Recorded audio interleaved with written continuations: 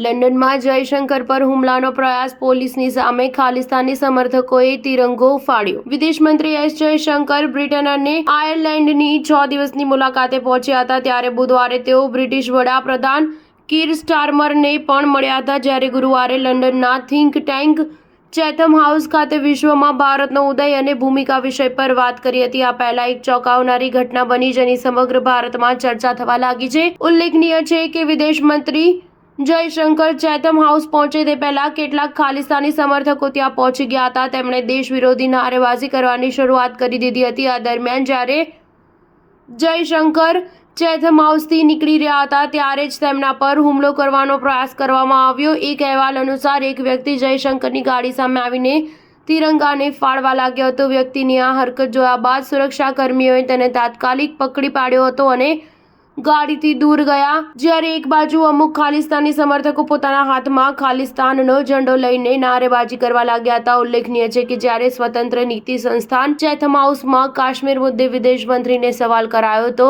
તેમણે કહ્યું કે પાકિસ્તાનના કબજા હેઠળનું કાશ્મીર ખાલી કરવાથી કાશ્મીરના મુદ્દાનો ઉકેલ આવી જશે।